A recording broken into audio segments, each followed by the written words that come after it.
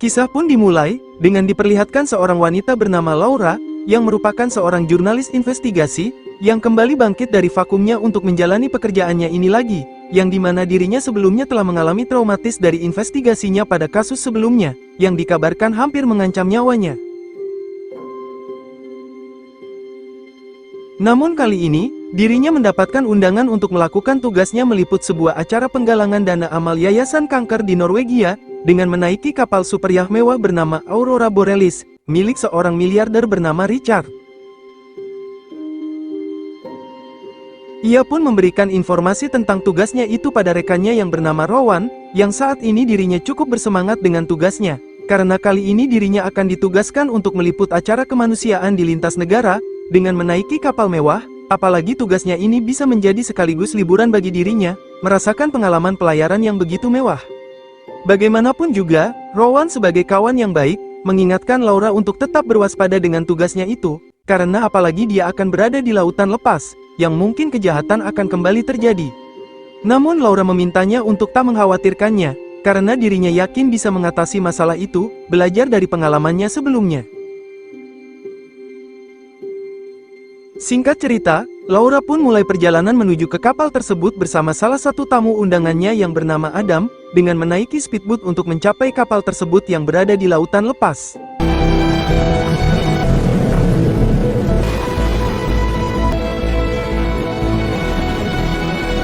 Kedatangannya itu pun langsung disambut hangat oleh kepala pelayan kapal bernama Carla, bersama pelayan lainnya. Di sana Laura juga tak sengaja bertemu dengan mantannya yang bernama Ben, seorang fotografer, yang saat ini dia juga sedang bertugas sebagai dokumentasi acara tersebut, yang kemunculannya sedikit mengejutkan Laura. Kapal ini tentunya diisi oleh para undangan kaya raya dari berbagai daerah, salah satunya wanita bernama Hedy, yang merupakan pemilik galeri lukisan yang cukup terkenal di kotanya, dan sangat antusias hadir di acara tersebut.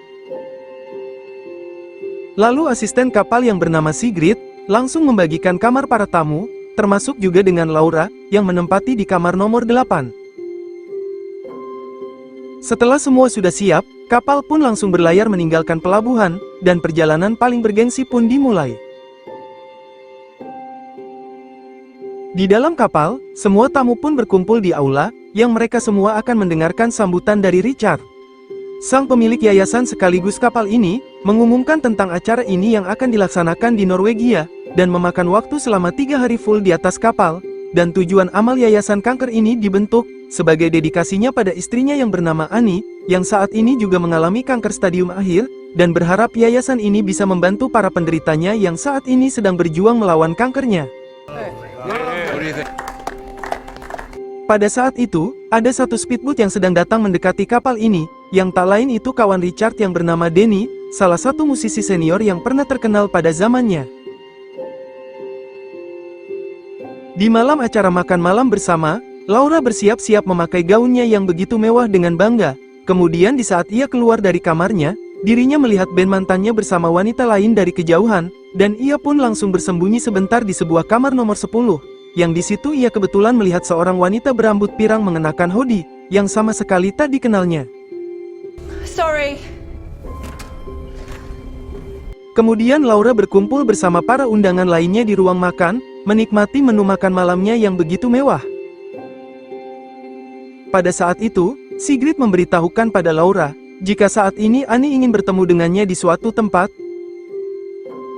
Sigrid pun mengantarkannya ke sebuah ruangan, yang tak lama Annie datang menghampirinya, yang dirinya sangat senang dengan kehadirannya, mengingat Laura merupakan seorang jurnalis tersukses, dan berharap Laura bisa meliput acara amalnya ini dengan baik.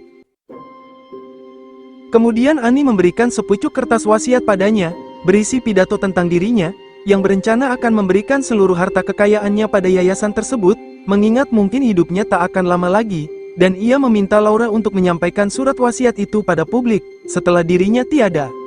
Entah apa alasannya, Laura dengan siap akan melaksanakannya.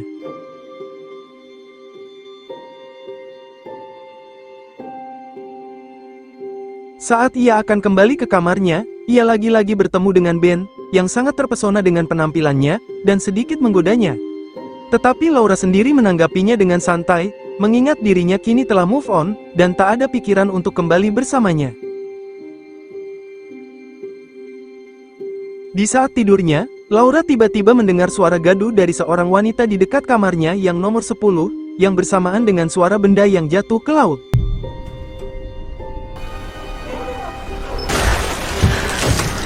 Ia pun melihat sesuatu yang mengapung di atas laut, dan juga jejak darah di sebuah dinding kaca. Dengan panik, Laura bergegas melapor hal ini pada kru kapal.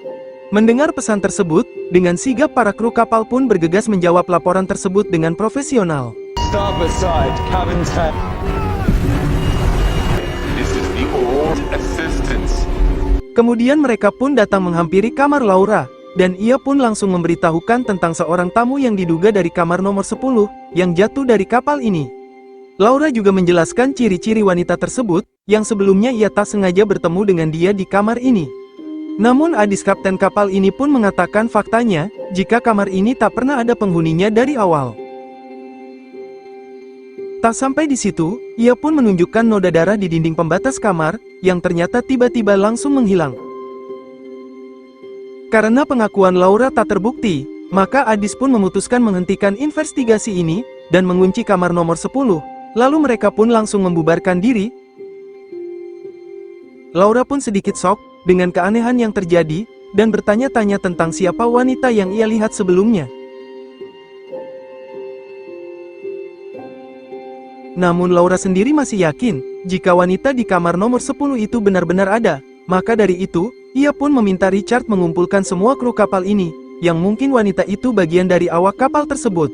Richard pun menurutinya, dan mempersilahkan Laura untuk mengamati semua kru awak kapalnya. Sayangnya, Laura tak menemukan salah satu dari mereka yang memiliki kemiripan dengan wanita tersebut. Di sini Laura masih terus mencari tahu tentang wanita misterius itu, yang dirinya pun memutuskan untuk menemui Ben, dan melihat-lihat semua hasil potretnya yang ada di kapal ini.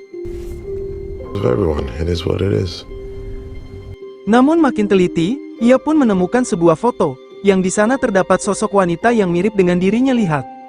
Ben sendiri mengaku, jika foto itu hanya foto random yang ia ambil, ketika di sebuah pesta milik Adam sebulan yang lalu. Tanpa basa-basi, Laura pun segera menunjukkan foto wanita tersebut pada Richard. Richard tentu sama sekali tak mengenalinya, apalagi dia juga bukan tamu undangannya atau juga kru kapalnya.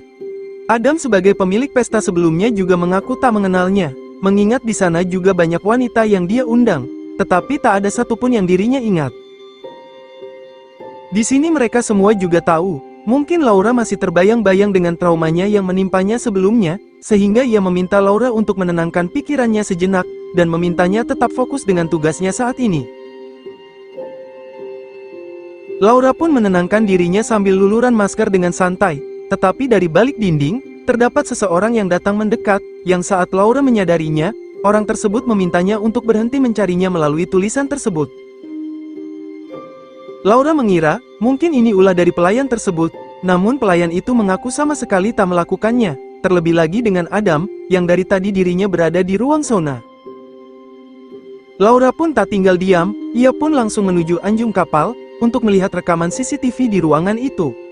Namun Adis terus terang, jika semua CCTV di kapal ini dimatikan, ketika para tamu sedang beraktivitas, demi menghargai privasi mereka. Laura yang masih penasaran dengan misteri tersebut, ia pun kini mulai berambisi untuk mengungkap semua fakta yang terjadi, dengan nekat mencapai kamar nomor 10, dengan cosplay menjadi Spider-Man dari luar kapalnya.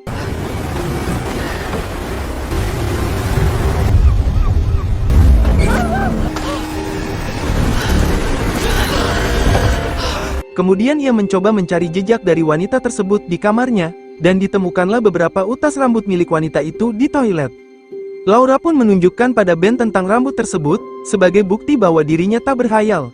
Namun mereka semua masih tak mempercayai dengan apa yang ia lihat. Ben pun meminta Laura untuk tenang, mengingat saat ini Laura tak bisa terus protes dengan apa yang Laura lihat pada mereka, karena mereka di sini hanya untuk kepentingan acara yayasan amalnya saja, bukan untuk melayani investigasinya tersebut, yang justru akan membuat mereka semakin marah padanya. Laura pun terus merenung dengan masalah tersebut, dan dia sejenak mengobrol bersama dengan salah satu tamu bernama Grace, merupakan seleb terkenal, yang suka memacari berbagai pria kaya raya, dan membagikan gaya hidupnya di sosmednya. Saat makan siang berlangsung, Laura mencoba tetap mengamati semua tamu yang ada di kapal ini, dan mengobrol dengan Heidi dan Thomas suaminya, membahas tentang kebiasaan yang mereka lakukan jika sedang bertengkar, yang tentu sama sekali tak menimbulkan masalah. Kemudian Grace yang melihat kerah baju Laura yang tak rapi, ia pun dengan baik hati langsung merapikannya. Di sini Richard pun meminta doa pada semua tamu, semoga Annie istrinya tetap diberi kekuatan menghadapi kankernya itu, yang mungkin hidupnya tak akan lama lagi. Dan Danny pun menyanyikan lagu untuk Annie, yang dirinya dedikasikan sebagai perjuangan Annie menghadapi kankernya selama ini. Annie tentu sangat senang mendengarnya, dan berharap dirinya bisa mendengar lagu milik Danny seterusnya. Pada saat itu, beberapa orang salah satunya Richard, akan berjalan-jalan dengan speedboat di lautan lepas, yang hal itu dimanfaatkan Laura untuk menelusuri lebih dalam ke ruangan kru kapal mereka, untuk mencari wanita tersebut yang mungkin berada di sana. Mereka kebetulan sedang beristirahat bersama, dan Laura pun menunjukkan foto wanita tersebut pada mereka semua, yang mungkin salah satu dari mereka mengenalnya. Namun mereka semua justru tak satu pun ada yang mengenalnya. Laura pun bertanya, apakah keamanan kapal ini kurang ketat, sehingga orang yang bukan undangannya bisa masuk tanpa ketahuan? Mereka justru tak bisa menjawabnya, karena itu bukan kepentingannya. Laura tak sengaja berpapasan dengan seorang dokter yang bernama Robert, yang mempertanyakan tujuan Laura masuk ke sana. Laura pun hanya beralasan ingin melihat-lihat interior di sekitar kapal ini.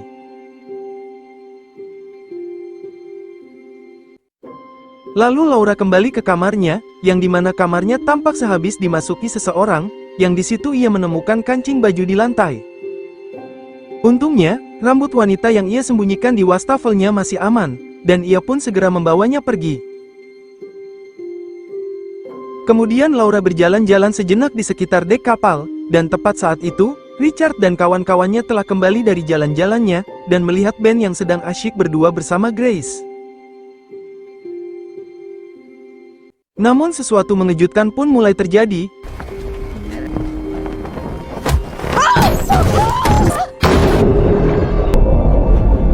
Dengan sadisnya, orang tersebut langsung menutup kolamnya itu, yang membuat Laura pun terjebak di dalamnya.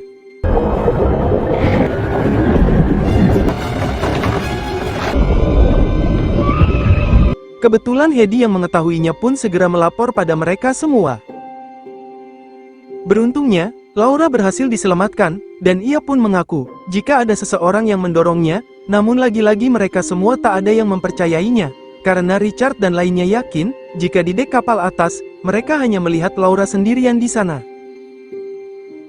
Di sini Laura kebetulan melihat kancing baju Robert yang hilang, dan mengira dia telah memasuki kamarnya, meskipun Robert mengaku tak melakukannya.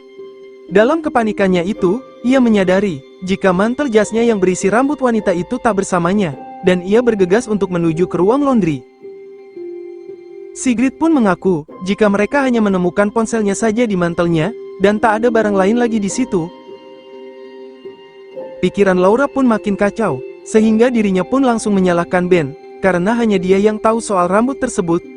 Ben pun jujur, jika dirinya memang telah memberitahukan soal rambut itu pada mereka semua, demi untuk membantu investigasinya saja, yang justru membuat Laura pun tentu kesal mendengarnya.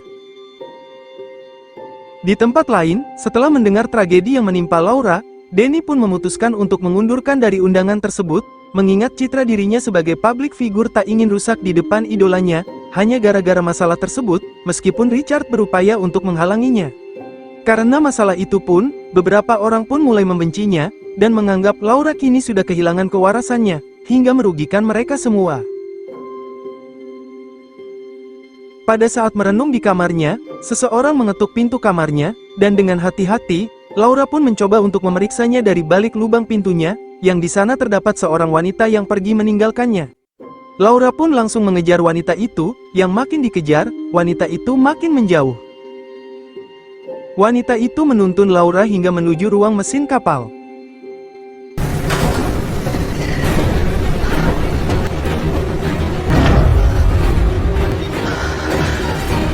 Hingga suatu ketika, wanita yang ia cari-cari akhirnya menampakkan diri. Di sini wanita itu telah memperingati Laura, untuk tak lagi mencari tahu keberadaan dirinya, karena mungkin mereka akan segera membunuh Laura cepat atau lambat. Laura tak paham apa yang wanita itu maksud, hingga mereka berdua pun saling berselisih.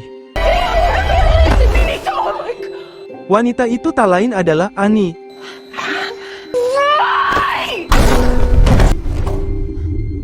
Entah apa maksud alasannya di balik semua ini, dan ia pun tampak baik-baik saja, langsung membawa Laura ke ruangan bunker kapal, dan menutupnya rapat-rapat. Beberapa saat kemudian, Laura terbangun dari pingsannya, dengan kondisi kepalanya yang berdarah. Ia pun berupaya memanjat menuju ke atas, namun usahanya tak berhasil.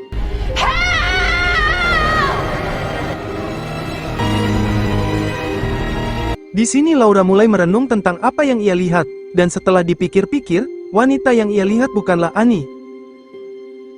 Dan kemudian wanita itu pun mulai menampakkan dirinya kembali.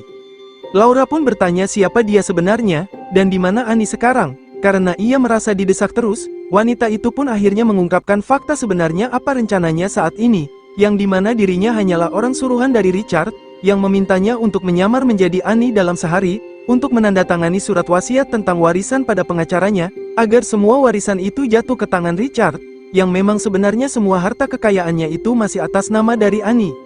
Richard sendiri menemukan dirinya dari teknologi pengenalan wajah seluruh manusia di dunia, dan akhirnya dia menemukan dirinya yang wajahnya mirip dengan Annie.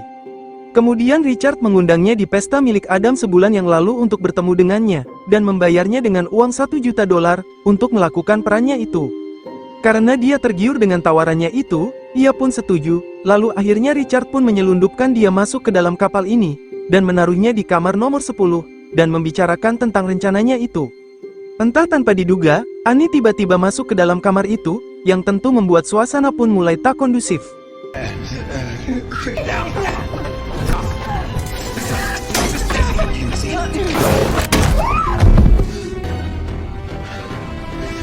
Tak ada pilihan lain, Richard pun terpaksa harus menyingkirkan jasad Annie dari kapal ini, dengan membuangnya ke laut, yang sebelumnya telah didengar oleh Laura, dan mulai menghilangkan jejak darah yang tertinggal di sana.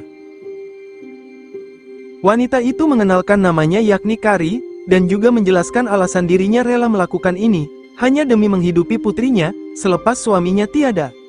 Carrie sungguh menyayangkan, jika rencananya ini tak bisa berjalan dengan mulus, apalagi seseorang yang mendorongnya ke kolam itu Richard sendiri, karena cuma Laura yang mencurigai tentang rencananya itu. Oleh karena itu, Laura berupaya untuk menasehati Carrie, untuk tak percaya lagi dengan Richard, karena cepat atau lambat, setelah dia berhasil mendapatkan warisan itu, dia pasti akan menyingkirkannya, seperti dia menyingkirkan istrinya sendiri. Namun sayangnya, Carrie tak peduli dengan nasihatnya itu, dan ia pun kembali menutup pintu itu rapat-rapat. Kemudian Carrie sebagai Annie kembali berkumpul bersama tamu-tamu lainnya, termasuk Richard, dan mereka berdua pun kembali menjalani aktingnya sebagai pasutri, yang sama sekali tak ada satupun yang mencurigainya.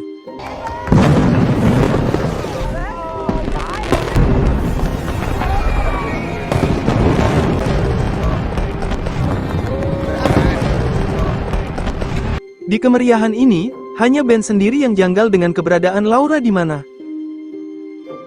Saat akan mengunjungi kamar Laura, ia bertemu dengan Robert yang sehabis dari kamarnya, dan memberitahu tentang kondisi Laura yang saat ini sedang tak enak badan, dan menyarankan tak mengganggunya. Tanpa curiga satupun, Ben tentu menurutinya. Ternyata Robert juga bersengkongkol dengan Richard, yang saat ini mereka tak tahu keberadaan Laura di mana. Di sini Richard memerintahkan Robert untuk membunuh Laura, jika berhasil menemukannya. Namun Robert justru menolaknya, karena ini bukan bagian rencana mereka. Apalagi fakta yang lebih mengejutkan, Richard telah memerintahkan Robert untuk memberikan obat dengan dosis yang tinggi pada Annie, yang akhirnya membuat Annie terserang kanker stadium akhir, karena ulah dari Richard itu sendiri.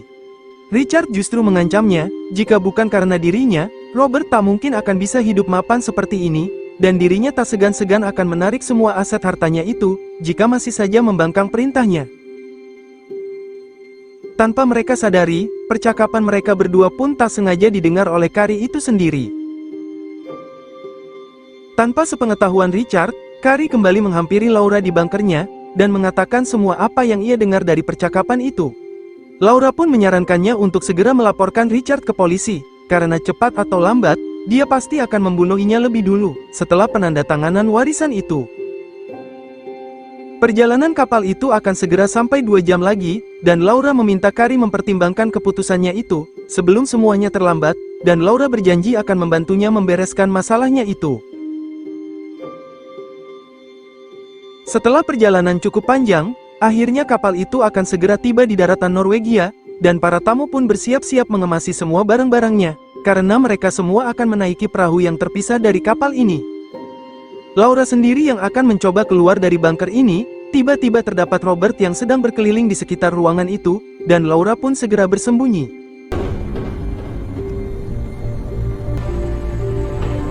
Ben sendiri yang akan mengunjungi kamar Laura. Lagi-lagi seorang pelayan mendapatkan perintah dari Richard, menyuruhnya untuk segera bertemu dengannya. Setelah dirasa aman, Laura pun keluar dari bunkernya, lalu Ben sendiri yang telah berada di perahunya, memutuskan untuk kembali ke kapalnya, karena ia hanya ingin memastikan keberadaan Laura sekarang berada di mana.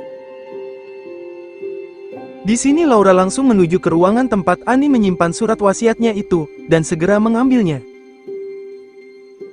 Kemudian ia menuju ke anjungan kapal, dan segera menghubungi bantuan.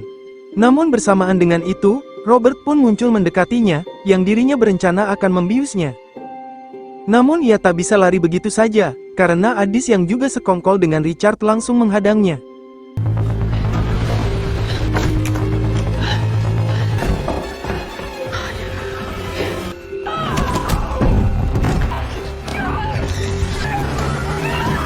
Laura yang benar-benar dalam bahaya, muncullah Ben yang datang menolongnya.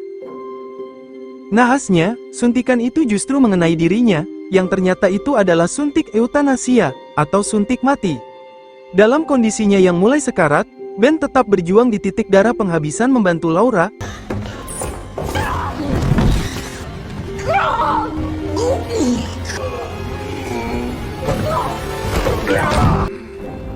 Hingga akhirnya, Ben harus menghembuskan nafas terakhirnya.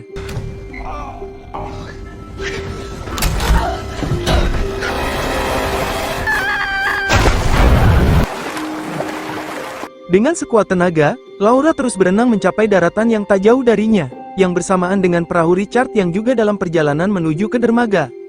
Akhirnya Laura berhasil mencapai daratan, dan terus berjalan menjauh dari rombongan Richard, lalu tepat di depannya, terdapat rumah kecil di tengah-tengah ladang, dan ia pun langsung masuk ke dalam, lalu segera menghidupkan api untuk menghangatkan badannya, sekaligus juga mengganti pakaiannya.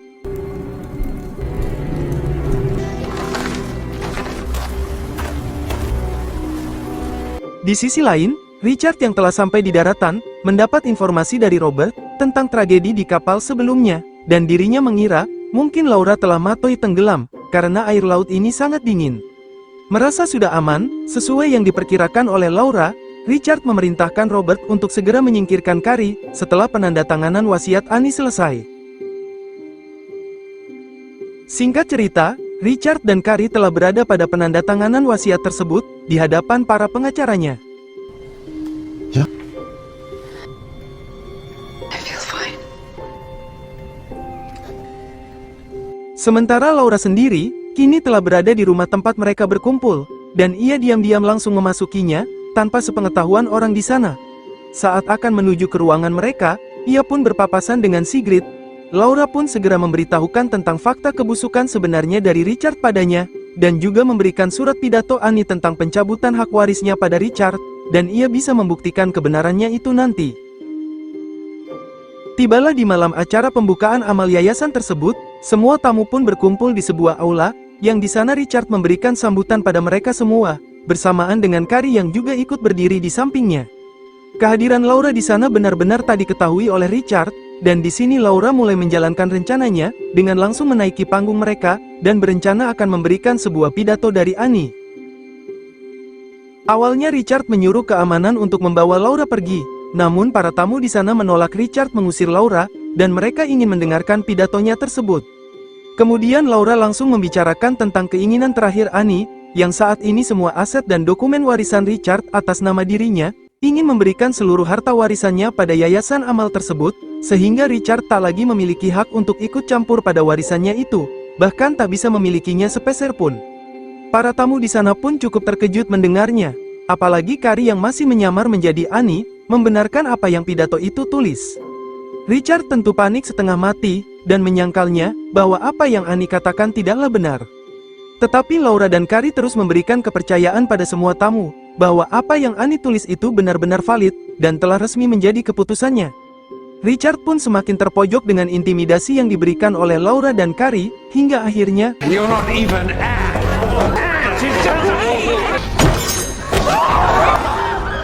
Stay back.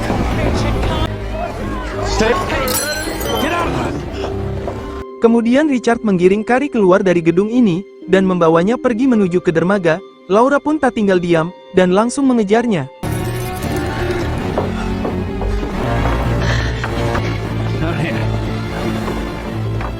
Tie this. Laura pun meminta Richard untuk menyerahkan diri atas kejahatannya itu pada polisi. Namun Richard tetap tak akan membiarkan hal itu terjadi, dan ia akan segera membawa Kari pergi, sebelum dia mencabut keputusannya itu.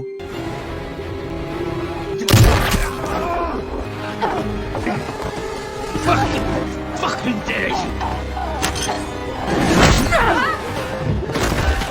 Sekali tampolan dari Laura, membuat akhirnya Richard pun tumbang seketika.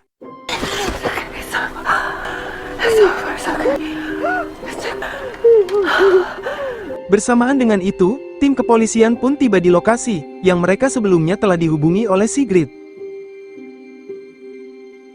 Beberapa bulan kemudian telah berlalu, akhirnya semua warisan milik Annie telah disumbangkan semuanya pada Yayasan Peduli Kanker, dan Laura sendiri pun berhasil mempublikasikan tulisannya itu tentang kehebatan Annie pada publik. Tak hanya itu saja, Laura juga membeberkan kebusukan Richard, termasuk juga melaporkan komplotannya, yang telah membunuh Ben, dan kini mereka telah ditangkap oleh kepolisian. Di akhir penghujung film, ia mendapat pesan WA dari Kari, jika kini hidup dirinya bersama anaknya telah bahagia, dan berharap Laura bisa datang berkunjung ke rumahnya. Dan akhirnya film pun selesai. Terima kasih sudah menonton alur cerita film ini yang berjudul The Woman in Cabin 10. Tulis komentarmu tentang video ini. Jika suka dengan video ini, klik like, share, dan subscribe untuk mendapatkan notifikasi video terbaru selanjutnya. Dan semoga kalian semua diberi kesehatan dan dilancarkan rezekinya selalu.